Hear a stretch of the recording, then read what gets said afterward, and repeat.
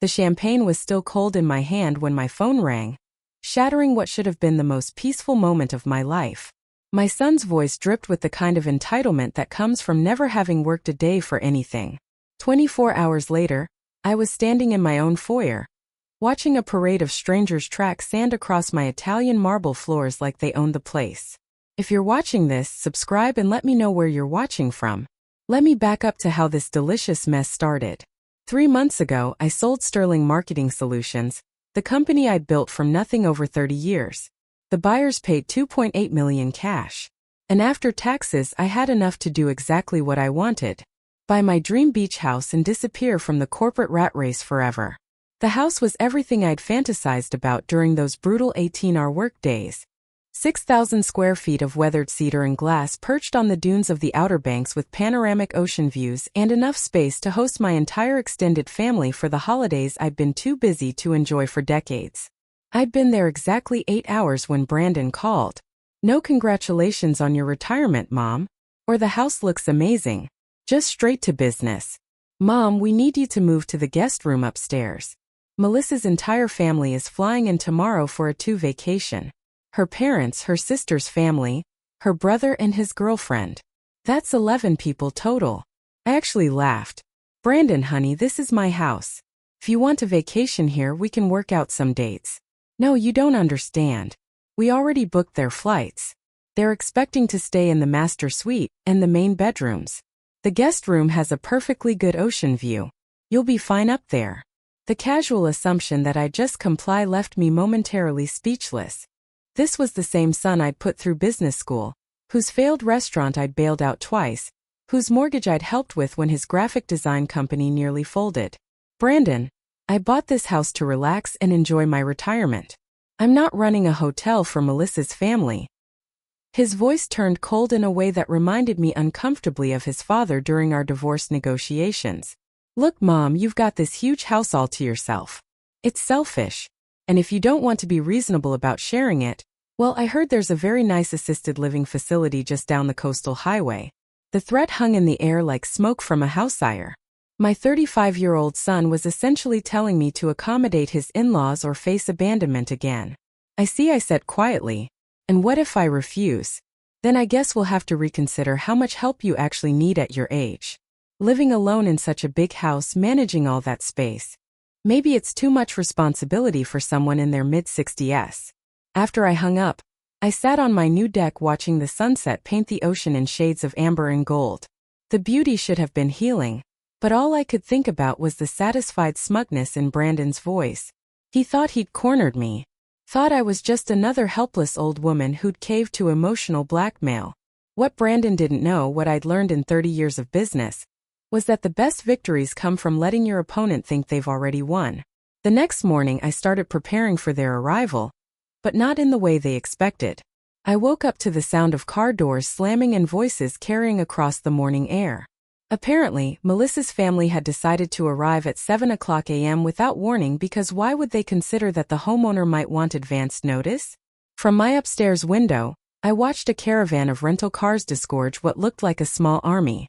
Melissa directed traffic like a general deploying troops, pointing toward different entrances and barking orders about luggage distribution. Her parents emerged from the first car, both wearing those aggressively casual vacation outfits that scream, "We're here to be served." What struck me most was how comfortable they all seemed. No hesitation, no glances toward the house, wondering if they should knock first. They moved like people who'd been told this was their space now.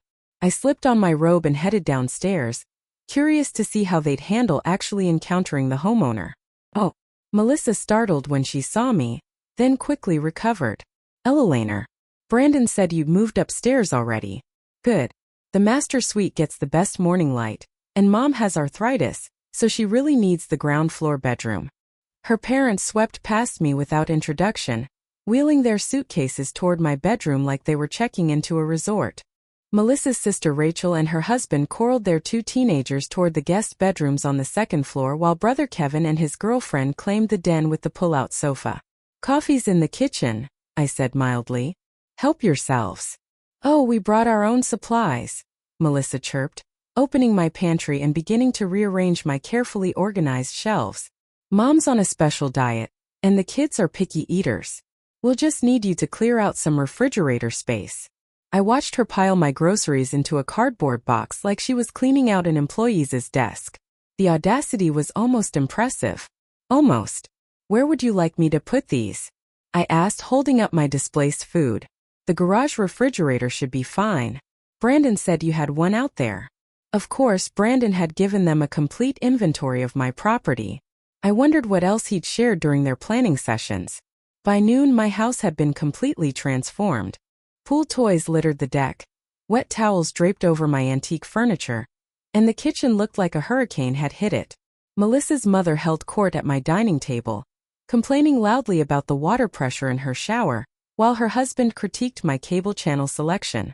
Eleanor, Melissa's father, called out, "We're going to need the Wi-Fi password. And do you have any of those little drink umbrellas? The kids are making tropical smoothies." The casual expectation that I'd serve as their personal concierge was breathtaking. But I just smiled and provided the password, then excused myself to the garage, where I spent the afternoon making phone calls that would change everything. The first call was to my attorney, Sarah Chan, who'd handled the house purchase. "Sarah, I need you to pull the deed on the Outer Banks property. Specifically, I need to confirm the exact legal ownership structure." The second call was to my accountant, who'd structured the house purchase for optimal tax benefits. "Jim, remember how we set up the beach house purchase? Walk me through the ownership details again." The third call was to a local investigator I'd used during some messy corporate acquisitions. "Mike, I need a background check run on some house guests. Full financial workup, employment history, social media deep dive." "Yes, I'll pay your rush fee." By dinner time, while Melissa's clan devoured steaks they'd helped themselves to from my freezer, I had all the information I needed. But I wasn't ready to play my cards yet. Better to let them get truly comfortable first. That night, as I lay in the small guest room listening to 11 people enjoy my house below me, I smiled in the darkness. Tomorrow would bring the first surprise. I woke up to find my coffee maker occupied by a line of Melissa's relatives treating my kitchen like a hotel breakfast buffet. Her mother, Patricia, had taken over my entire counter space to prepare what appeared to be a gluten-free, dairy-free, joy-free feast for her various dietary restrictions. "Oh, Eleanor," she said without looking up, "we're going to need you to run to the store. Kevin's girlfriend is lactose intolerant, and Rachel's youngest is allergic to literally everything." I made a list. She handed me a 3-page shopping list written in the demanding scroll of someone accustomed to being obeyed. Items like organic coconut milk, the expensive kind, not that watery stuff, and gluten-free bread that doesn't taste like cardboard, good luck, were highlighted in different colors according to urgency. The casual assumption that I'd become their unpaid grocery service was remarkable, even by my family's standards. But instead of arguing, I took the list and headed for town. What they didn't know was that I had my own errands to run. My first stop was the hardware store, where I purchased several items that would prove useful later. Next, I visited the local phone company to discuss some changes to my service plan. Then, a quick trip to my bank, where I had a fascinating conversation with the manager about account security features. By the time I returned with their groceries, Melissa's crew had made themselves even more at home. Kevin had rearranged my living room furniture to optimize TV viewing, while Rachel's kids had discovered my art supplies and were creating masterpieces on my dining room walls. "Oh good. You're back," Melissa said, not bothering to help with the bags. "We're planning a big barbecue tomorrow night. About 30 people, Brandon's friends, some locals we've met, a few business contacts. You'll need to get steaks, hamburgers, hot dogs, all the sides. I sent you a text with the details. 30 people in my house without my permission. That sounds like quite a party," I said evenly. "It's going to be amazing. We're really going to put this place on the map. Brandon said you never entertained much, so it's probably good to get some real use out of this kitchen." I noticed she'd already started moving my personal items out of the common areas. Family photos, my books, even my mother's antique vase had been temporarily relocated to make room for their vacation aesthetic. That evening, while they planned their party from my deck chairs, I made another round of phone calls from the garage, this time to some old business contacts who owed me favors. Big favors. "Tom, it's Eleanor Sterling. Yes, I know I'm retired, but I need a small favor. How quickly can your catering company handle a last-minute event? 30 people tomorrow night. Money's no object, but there's a catch. The next morning brought a flurry of activity as Melissa's family prepared for their grand party. They'd invited half the beach community, promising premium steaks and top-shelf liquor in my house. Patricia spent the morning criticizing my kitchen organization, while simultaneously taking over every surface for party prep. Around noon, I heard Brandon's voice from the driveway and went to the window. He'd arrived with even more guests, college friends who'd apparently been promised a weekend at the family beach house. The casual way he distributed my spare keys to people I'd never met was particularly impressive. "Mom," he called out when he saw me. "There you are. Hope you're ready for a real party. We've got some important people coming tonight. Business networking, this house is perfect for making connections. Important people in my house for Brandon's networking opportunities." The irony was delicious. I spent the afternoon on the deck reading and watching their preparations with the detached interest of an anthropologist studying a primitive tribe. They'd completely taken over, transforming my peaceful retreat into party central, never once asking if I minded having my home invaded by strangers. Around 5 p.m., I excused myself to get ready for the evening. After all, I wouldn't want to miss their big party. What they didn't know was that I'd prepared a few surprises of my own. By 6 p.m., cars lined my driveway like a luxury dealership showcase. Mercedes, BMWs, and Range Rovers belonging to the important people Brandon had invited to network at his mother's expense. I watched from my upstairs window as strangers wandered through my garden, helped themselves to drinks from my bar, and settled into my furniture like they owned it. Melissa had outdone herself with the decorations, creating what she called beach house chic by rearranging 30 years' worth of my collected treasures. My grandmother's quilts were now casual throw blankets. My award plaques had been tucked away as too corporate, and she'd actually moved my personal photographs to the closet so they wouldn't clutter the aesthetic. The final insult came when I saw Brandon giving someone a tour, describing the house as the family property and casually mentioning that he was handling all the management decisions now that I was getting on in years. At 64, I chose my outfit carefully for the evening. A simple black dress that had served me well during hostile corporate takeovers. If you're going to deliver devastating news, you might as well look good doing it. The party was in full swing when I made my entrance. Brandon held court on the deck, regaling his audience with stories about acquiring the beach house and his plans for maximizing the property's potential. Melissa flitted between groups, playing hostess with impressive confidence for someone who'd never paid a dime toward the mortgage. Ella Laner. Patricia spotted me first, her voice carrying that particular tone reserved for inconvenient elderly relatives. "There you are, dear. Could you check on the appetizers? I think they're running low." Of course, even at my own party, I was expected to serve as kitchen staff. Instead, I walked to the center of the deck and raised my voice just enough to catch everyone's attention. "Excuse me, everyone, if I could have just a moment." The conversations gradually died as 30-plus strangers turned to look at the woman they'd been told was just the aging mother who came with the house. "I want to thank you all for coming to celebrate with us tonight. It's wonderful to see so many new faces enjoying this beautiful property." Brandon beamed, clearly pleased that his mother was finally embracing her role as gracious hostess to his networking event. "Before we continue," I said, pulling out my phone, "I have a few quick announcements." That's when the catering truck pulled into my driveway. Not the small, discreet catering company you might expect for a beach barbecue. This was Tom Morrison's premium event services, complete with uniformed staff, a full mobile kitchen, and enough equipment to service a corporate gala. "What's that?" Melissa asked, her hostess smile faltering slightly. "Oh, that's dinner," I said cheerfully. "I thought since we were having such a large party, we should do it right. Prime rib, lobster tails, champagne service, the works." Brandon's expression shifted from pleased to confused to worried in the span of 10 seconds. Premium catering for 30 people wasn't cheap, and he was apparently doing math in his head. "Mom, we already bought steaks." "Oh, don't worry about those. We'll save them for another time." I turned to address the crowd again. "The catering staff will be setting up shortly, so if everyone could just give them some space to work." Tom Morrison himself approached, clipboard in hand, and wearing the kind of satisfied expression that comes from being paid double his usual rate for a rush job. "Miss Sterling, where would you like the champagne station?" "The champagne station?" Brandon's voice cracked slightly. Right by the pool, Tom, and make sure everyone gets the good stuff. Dom Perignon, not the house champagne. I could feel the crowd's energy shift from casual party to something more expensive. These were people who recognized quality when they heard it, and Dom Perignon was definitely not backyard barbecue fare. The catering staff moved with military precision, transforming my deck into an elegant dining area, complete with linens, crystal, and silver service. Within 30 minutes, what had been a casual cookout became a high-end dinner party with a price tag that would make most people's mortgage payments look reasonable. Mom! Brandon pulled me aside, his networking smile replaced by panic.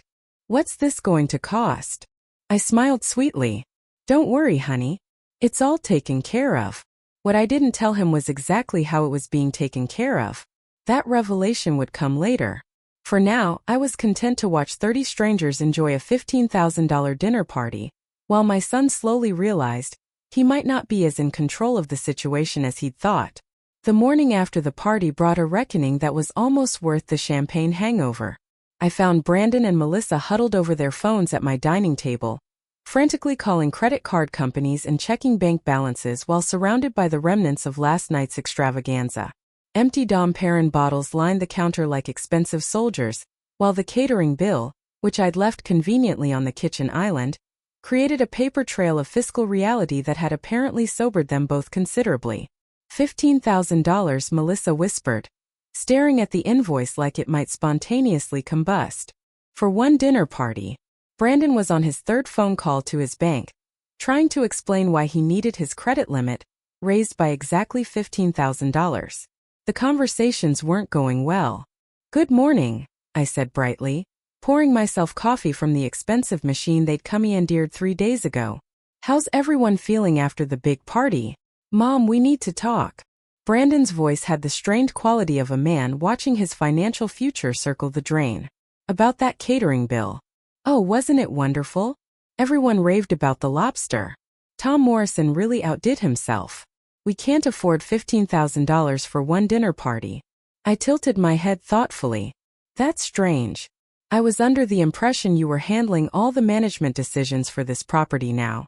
At least that's what you told all those nice people last night. The color drained from his face as the implications sank in.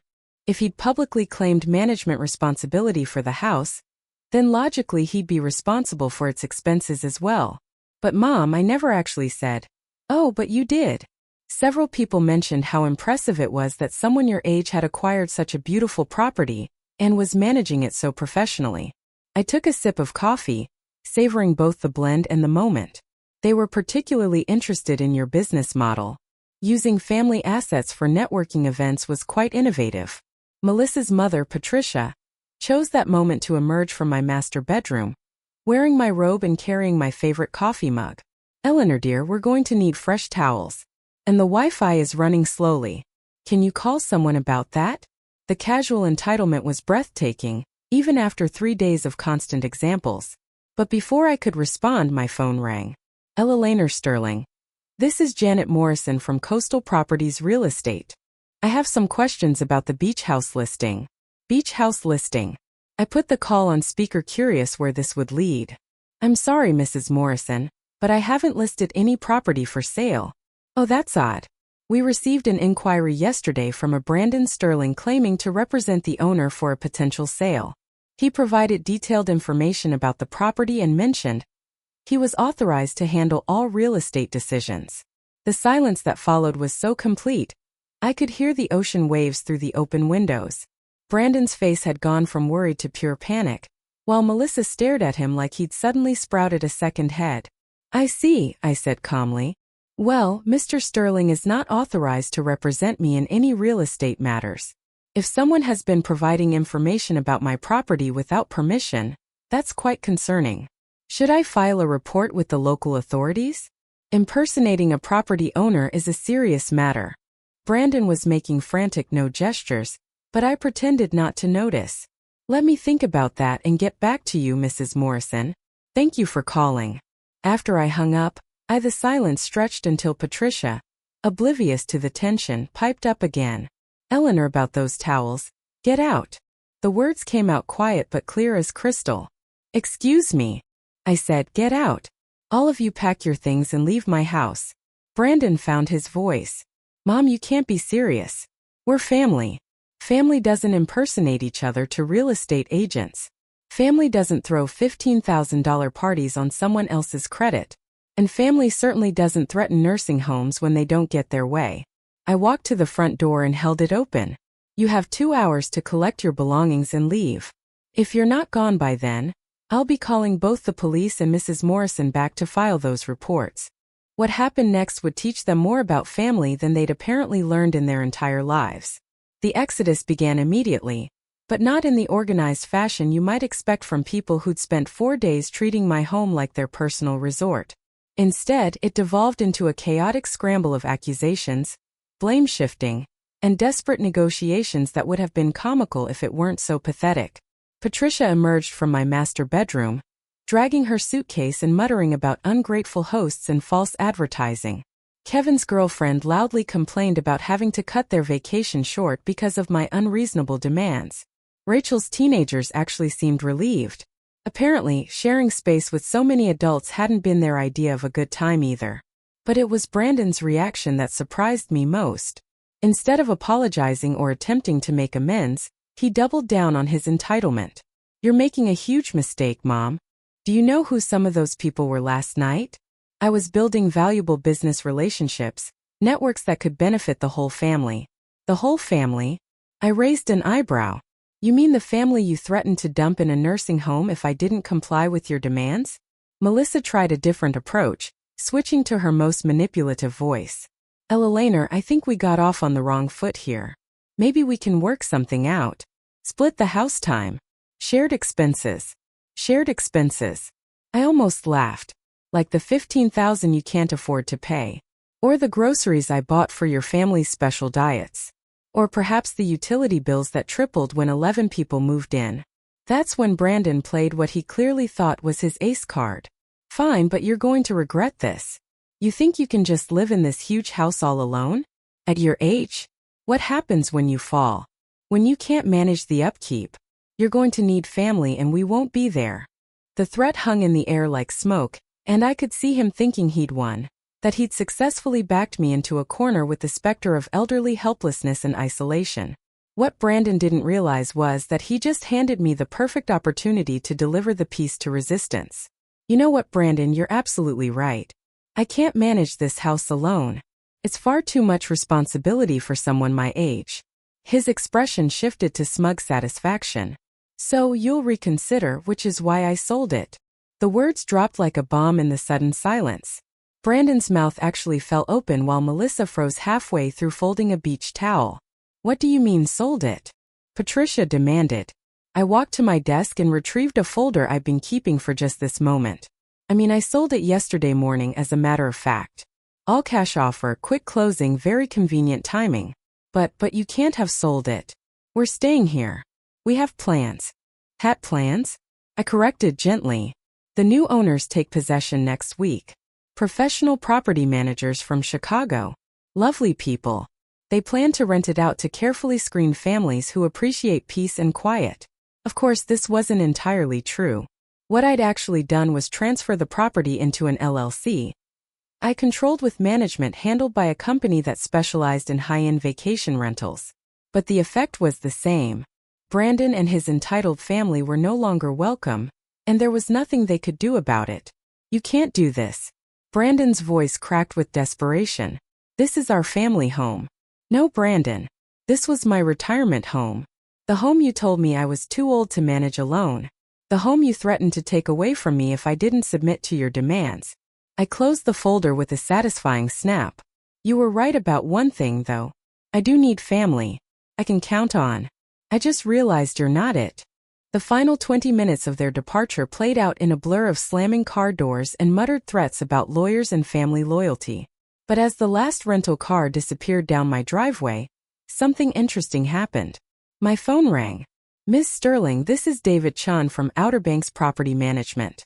We wanted to confirm that the Sterling Beach House is ready for its first rental guests. They arrive tomorrow for a 2-week stay. Payment has been received in full. I smiled, looking out at the ocean that was mine to enjoy again. Yes, Mr. Chun. Everything's ready. I think you'll find our guests will be much more appreciative than the last group. After all, the best revenge isn't just success, it's profitable success. But this story was far from over. In fact, the real surprises were just beginning. The new renters arrived exactly as scheduled. The Patterson family from Richmond, a soft-spoken couple with two well-behaved teenage daughters who spent their first hour apologizing for disturbing me and asking permission to use the pool. The contrast with my recent house guests was so stark it would have been funny if it weren't so refreshing. Mrs. Sterling, Mrs. Patterson said carefully, "We want to make sure we're not imposing. The property management company said you live on site. I have a small apartment above the garage." I lied smoothly. What they didn't need to know was that I'd simply moved back into my master bedroom the moment Brandon's convoy disappeared. "Please treat the house as your own. That's what you're paying for." The rental income was substantial. $8,000 for 2 weeks with bookings solid through the summer season. Not only had I reclaimed my peace, but I turned my forced hospitality into a profitable business venture. Sometimes the universe has a delicious sense of irony. My quiet morning coffee ritual was interrupted by the doorbell. Through the peephole, I could see a woman in an expensive suit holding what appeared to be legal documents. "This should be interesting. Miss Sterling. I'm Rebecca Walsh from Walsh Henderson and Associates. I represent your son Brandon Sterling in a property dispute matter." Of course he'd hired a lawyer. I should have expected this, though I was impressed he'd managed to scrape together legal fees given his apparent cash flow problems. "What can I do for you, Ms. Walsh? My client believes there may have been some irregularities in the recent property transfer. He's concerned about elder abuse, specifically financial exploitation of a vulnerable family member." The audacity was breathtaking. Brandon was actually trying to claim I was mentally incompetent after I'd outmaneuvered his attempted takeover of my home. I had to admire the strategy even as it infuriated me. "I see. And what exactly does your client consider irregular about a property owner making decisions about their own asset?" "Well, the sudden sale, the isolation of family members, the apparent confusion about property management." She consulted her notes. "My client is particularly concerned about the emotional distress you may be experiencing following your recent retirement. Major life transitions can affect judgment." Emotional distress. They were going to try to paint me as a confused old woman having a breakdown. The fact that Brandon knew me well enough to craft this narrative made it particularly insulting. "Ms. Walsh, I appreciate your concern, but I'm curious about something. Did your client mention the $15,000 catering bill he authorized at my property?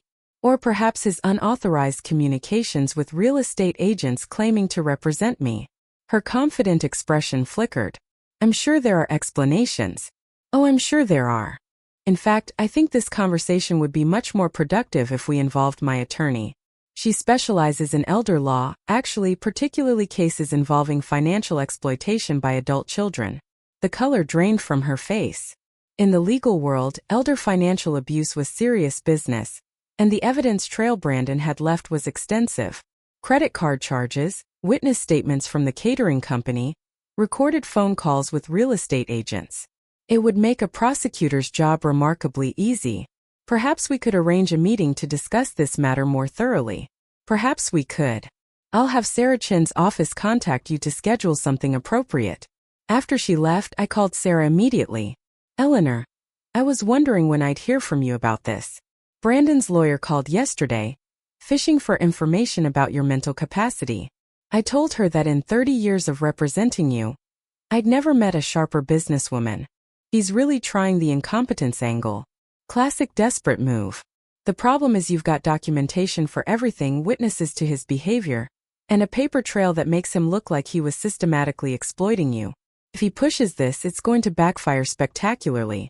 But as I hung up the phone, I couldn't shake the feeling that Brandon wouldn't give up this easily. He'd invested too much pride in his attempted power play to retreat gracefully. I was right to be concerned. What I didn't know was how far he was prepared to go. The first sign that Brandon was escalating came 3 days later when Mrs. Patterson approached me with obvious discomfort written across her face. "Mrs. Sterling, I hope you don't mind me mentioning this, but a young man came by yesterday claiming to be your son. He seemed quite upset and wanted to know our rental rates and booking schedule." My blood chilled. Brandon was investigating my rental arrangements, which meant he was looking for angles to attack the property transfer. What did you tell him? Nothing, of course. It seemed inappropriate to discuss your business with someone we hadn't been introduced to, family or not. But he was quite persistent. He mentioned something about health concerns and your ability to manage such a large property. The manipulation was textbook, Brandon. Plant seeds of doubt about my competence with my own tenants, hoping they'd report concerns to the property management company or local authorities. The strategy was clever and absolutely infuriating. Mrs. Patterson, I appreciate you handling that situation with discretion. If he returns, please don't hesitate to call the police. I haven't authorized anyone to inquire about my property management decisions. That evening, I received a call that confirmed my worst suspicions. Mom, we need to talk. Brandon's voice carried a smugness that set my teeth on edge. I've been doing some research into your recent decisions, such as the fact that you're running an unlicensed bed and breakfast out of a residential property. Do you know what the zoning violations alone could cost you and the liability issues if something happens to one of your tenants? The threat was clear. Comply with his demands or face regulatory harassment that could shut down my rental operation and potentially cost me the house. Interesting theory. Interesting. Brandon, did your research also discover that the property is properly zoned for short-term rental use and fully licensed through Dare County, or that my insurance policy specifically covers vacation rental activities? The silence that followed was gratifying. Of course, I'd done my homework before setting up the rental operation. 30 years in business had taught me to anticipate every possible complication. You can't keep me away from my own family's property forever. It's not your family's property. It never was your family's property. It's my property which I purchased with my money, and which I can dispose of however I choose. We'll see about that. The line went dead. But the threat lingered. Brandon was clearly building towards something bigger than legal challenges or zoning complaints. 2 days later, I discovered what. I was enjoying my morning coffee on the deck when a van pulled into my driveway. The logo on the side read Care Services, and the woman who emerged wore scrubs and carried a clipboard with official-looking forms. Mrs. Sterling, I'm Janet Torres, a social worker with Adult Protective Services. We've received a report of potential self-neglect and possible exploitation by caregivers. I need to conduct a welfare check. My son had called Adult Protective Services on me. He'd reported his own mother as a potentially abused elder in need of government intervention. The sheer viciousness of it took my breath away. Of course, I said calmly, though my hands were shaking with rage. Please come in. I assume you'll want to see the living conditions and speak with me privately. The inspection that followed was thorough and professional. Janet checked my refrigerator for adequate food, examined my medications for proper storage and dosing, assessed my personal hygiene and mental state, and reviewed my financial arrangements to ensure I wasn't being exploited. What she found was a well-maintained home, a clearly competent elderly woman, and rental documentation that demonstrated sound business judgment rather than exploitation. Mrs. Sterling, I have to ask about the person who filed this report. They claimed you were being isolated by caregivers and pressured into financial decisions you didn't understand. The person who filed this report is my son, who is angry that I refused to let him use my home as a free vacation rental for his extended family. When I declined his demands, he threatened to put me in a nursing home. Now he's apparently decided to involve the government in our family dispute. Janet's expression hardened. Are you saying this report was filed maliciously? I'm saying this report was filed by someone who has repeatedly demonstrated that he views my independence as an inconvenience to be eliminated. After Janet left with assurances that the case would be closed as unfounded, I sat on my deck watching the Patterson family enjoy their peaceful vacation and realized that Brandon had crossed a line that couldn't be uncrossed. It was time to stop playing defense and start playing offense. The counteroffensive began with a single phone call to Mike Santos, the private investigator I'd used for corporate due diligence. If Brandon wanted to play hardball with government agencies and legal threats, I'd give him a lesson in why you never go to war with someone who has better resources and fewer scruples. Mike, remember that background check you ran on my house guests? I need you to go deeper. Full financial forensics, employment verification, legal history, everything. How deep are we talking, Eleanor? I want to know what they had for breakfast last Tuesday. These people have declared war on my independence, and I intend to win it decisively.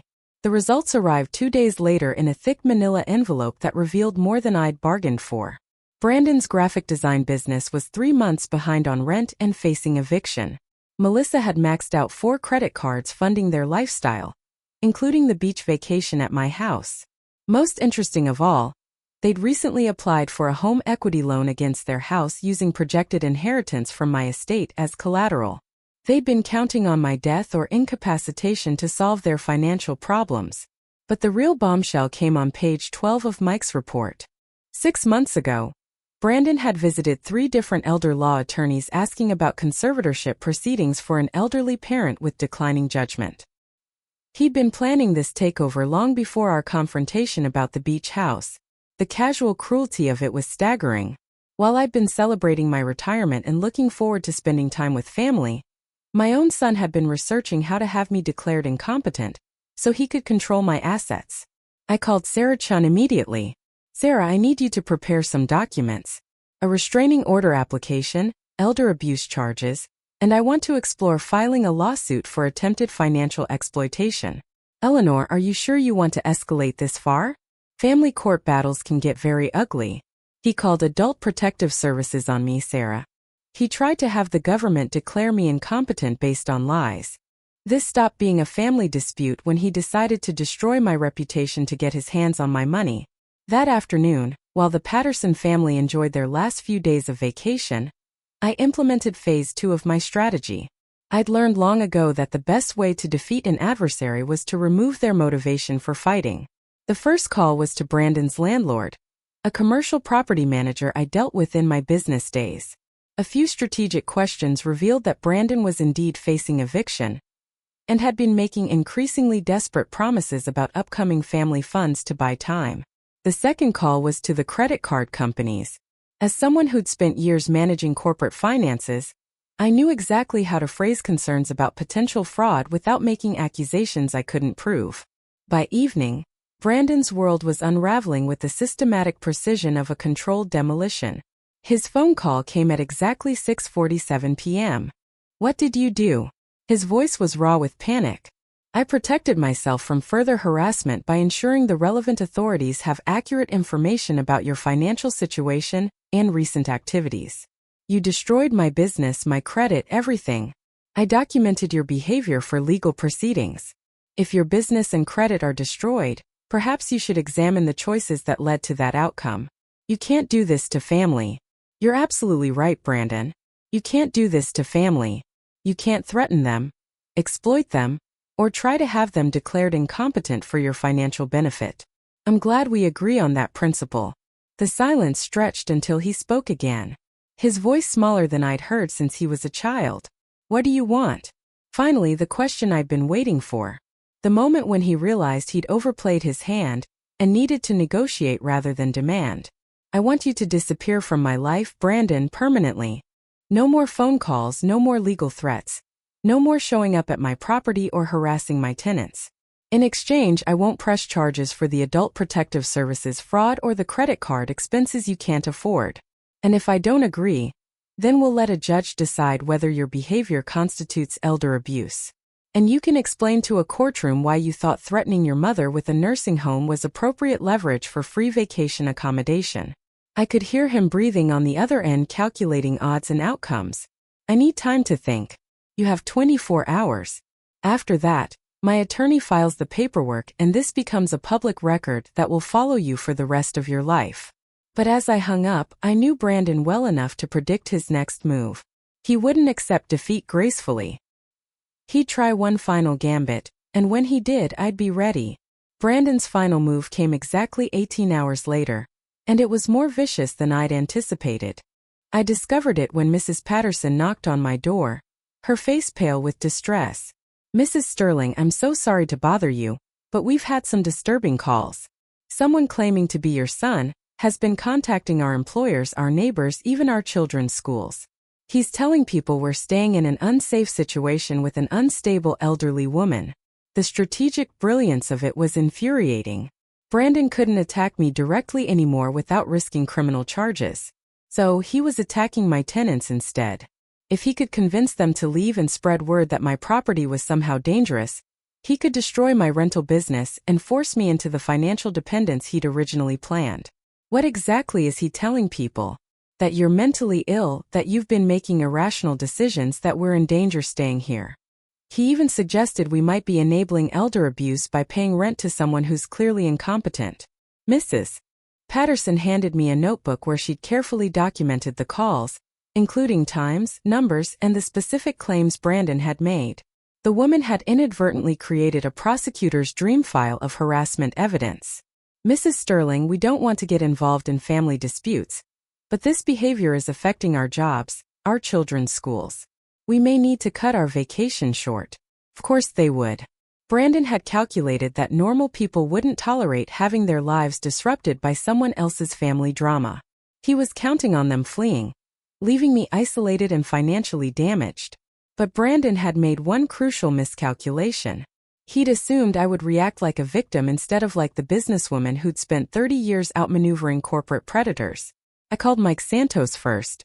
Mike, I need immediate documentation of harassment activities, phone records, social media posts, anything that shows a pattern of malicious conduct.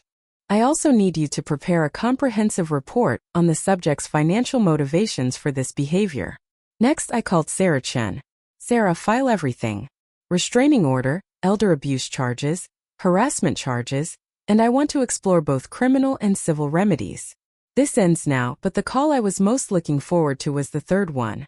Brandon, we need to meet in person today. Mom, I think we should both cool down. We're meeting today or tomorrow. You're explaining to a judge why you've been harassing innocent families and interfering with legitimate business operations. Your choice.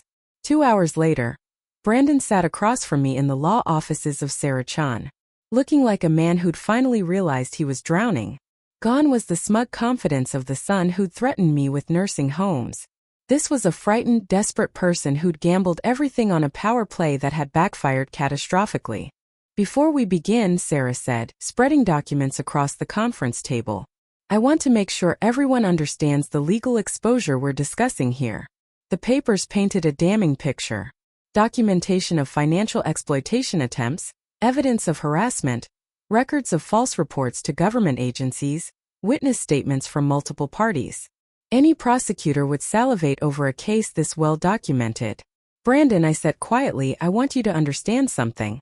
6 months ago, when you started researching conservatorship proceedings, you made a choice.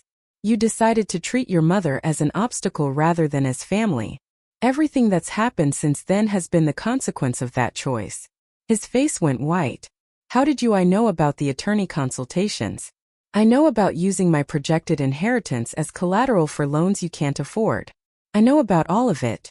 Sarah slid another document across the table. This is a comprehensive financial audit of your family's situation over the past year.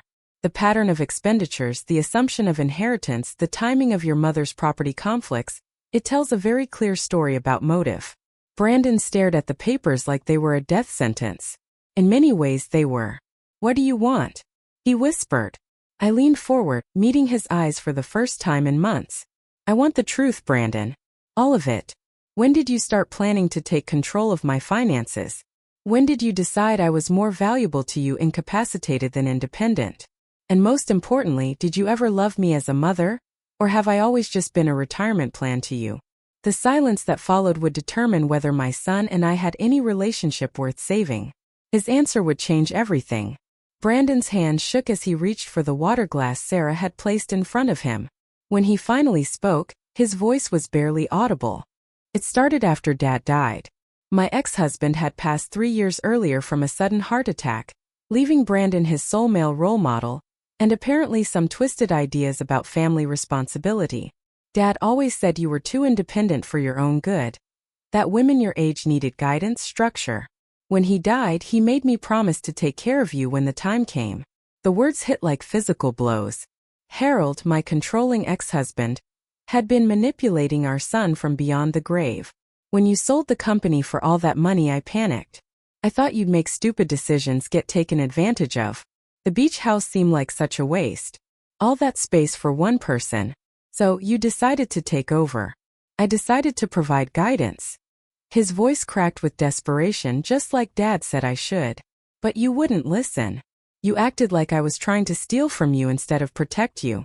Sarah's expression remained professionally neutral, but I could see the disgust in her eyes. She'd seen this pattern before. Adult children who convinced themselves that exploitation was protection. Brandon, when did protecting me become taking over my house and threatening me with nursing homes? When you wouldn't be reasonable. The mask slipped completely now, revealing the entitled anger underneath. You had this huge house you didn't need, money you couldn't possibly spend, and you were just wasting it, sitting there alone instead of sharing with family. Sharing with family or providing free vacation accommodation for your in-laws, while you used my property for business networking. He flinched but pressed on. Everything I did was for the family. The connections I was making, the business opportunities that would have benefited everyone eventually, including the part where you researched having me declared incompetent. The question hung in the air like a death sentence. Brandon's face cycled through denial, defiance, and finally defeated acceptance. The lawyer said it was the only way to protect you from yourself, that someone your age shouldn't be making major financial decisions alone. Sarah leaned forward. Mr. Sterling, did any of these lawyers suggest that your mother showed signs of actual cognitive decline? Or were you shopping for legal opinions that matched your desired outcome? The silence was answer enough. I stood up, suddenly exhausted by the whole pathetic spectacle. This was my son, the child I'd worked 2 jobs to support, whose scraped knees I'd bandaged, whose failures I'd funded repeatedly, and he'd been planning to destroy my independence for his own benefit while convincing himself it was for my protection. Sarah, proceed with all legal remedies. I want restraining orders. I want harassment charges filed, and I want a comprehensive legal barrier between this person and my life. Mom, wait. You're not my son anymore, Brandon. Sons don't research having their mothers declared incompetent. Sons don't threaten nursing homes when they don't get their way. Sons don't call government agencies to report their own parents as abuse victims. I turned to face him one final time. You want to know the ironic part? If you'd simply asked to visit the beach house occasionally, I would have said yes. If you'd been respectful, grateful, kind, I would have shared everything with you eventually. But you couldn't wait for generosity. You had to take control. His face crumpled. I can change. We can fix this. No, we can't. Trust once broken, this completely can't be repaired. You've shown me who you really are, and I believe you. I walked toward the door, then paused. Oh, and Brandon, that $15,000 catering bill you authorized, I've decided not to pay it. Since you publicly claimed management authority over the property, the catering company will be pursuing you for payment. I'm sure your lawyer can explain your legal exposure for unauthorized contracts. 6 months later, I received a wedding invitation from the Patterson family. Their oldest daughter was getting married, and they'd asked if they could hold the ceremony at that beautiful beach house where we had such a peaceful vacation. The rental income from wedding events, it turned out, was even more lucrative than vacation bookings. Brandon sent one final letter through his attorney, a formal apology that requested visitation rights and suggested family counseling. I had Sarah respond with a simple statement. Miss Sterling has moved on with her life and wishes you well in yours. Because that's exactly what I'd done. I'd moved on to a life where my independence was respected. My decisions were my own, and family meant people who loved me rather than people who wanted to control me. Some days, sitting on my deck, watching the sunrise over the Atlantic, I felt a twinge of sadness for the son I'd lost. But mostly I felt gratitude for the life I'd saved, my own. The beach house became everything I dreamed it would be. A place of peace, beauty, and genuine hospitality. Just not for the family I'd originally intended to share it with.